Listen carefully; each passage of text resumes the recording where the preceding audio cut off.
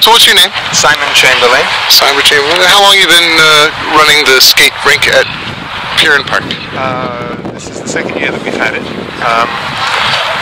I'm not personally running it. It's being run by the Mount Dennis Community Association, but I'm the sort of coordinator for the rink. All right. And it sounds like you've been doing this as a full-time job. It sounds like the other man was saying. Yes, on his wife. Yes, he Oh yeah. Is that so? I'm trying to record this. It's okay. I write. No, of course. I write a blog, Weston Web, about Weston, just up the street. So I was hoping I could speak to you or your husband about the rink. Of course. It sounds like it. Yeah. It's a project of the Mount Dennis Community Association, right? Which I'm the secretary. We exist to work together to help strengthen Mount Dennis. That's our motto, and that's what we try to do in all sorts of ways. And the person who is now our president came up with the idea of creating a natural ice rink here, and we thought that was a great idea. And we decided if we were doing that, we needed to provide free skates for the kids, right? Because a lot of the kids in the neighborhood wouldn't be able to afford skates, wouldn't own their own skates, and wouldn't be able to afford to buy them.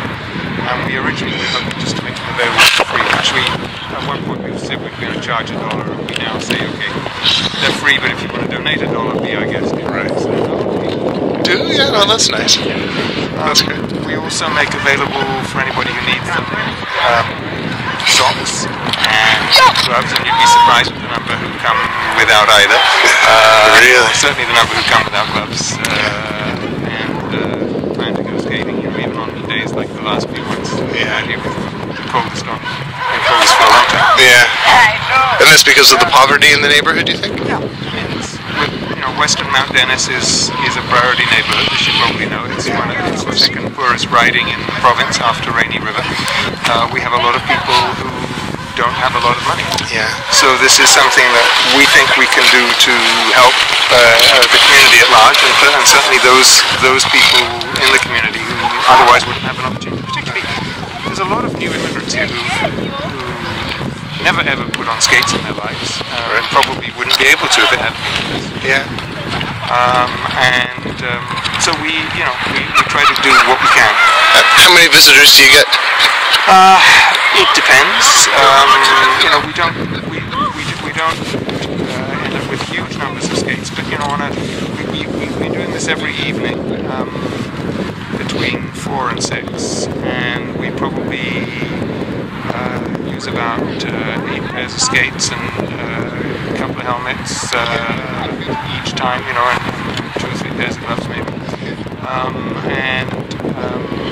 Yesterday I think it was about 16 or so on Saturday, and we had a bit for longer. Not as many people as we hope for, although with a tiny little skate hut, as you can see, it gets pretty crazy even when you've got 2 or 3 people arriving at the same time. And it does seem like there are a fair number of people who bring their own skates. It's quite busy today. The rink is available for the whole community to use at any time. We only open the skate hut at a short period because 2 hours a day between when school ends and when it gets dark during the week are the only times that make sense to have it open to have for people to borrow skates. And on the weekend we've been doing this 4-hour thing. Next year we won't be doing 10 till 2. We'll be doing 12 to 4 because we just don't have very many people at all coming out at 10 o'clock in the morning on a Saturday or a Sunday. Right. So.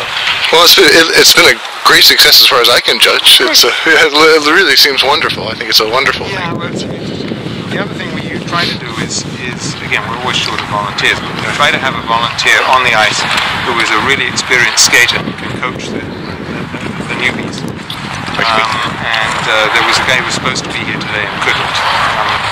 But I was just pressing one of the other neighborhood dads who is obviously a good skater, into doing a little bit of coaching, informal coaching, and he seems to be doing that as well. So that's great. And how many volunteers do you have?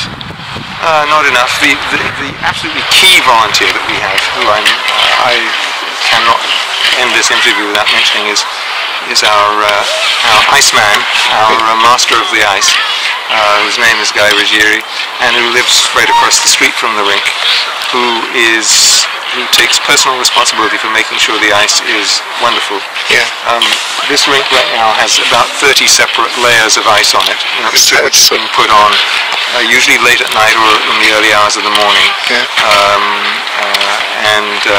It's a great deal of work to do that, and he personally does the lion's share of it with help from various others of us who come out when we can. I don't have a total count of volunteers, but there's probably only really about a dozen people who've been doing most of the work. And what's your budget? We don't have a budget. We've essentially been relying on. We had asked for $600 from the Lions, and we didn't. As I say, they weren't able to give it to us because we're not charitable. So some of us have spent money to get to get the skates sharpened.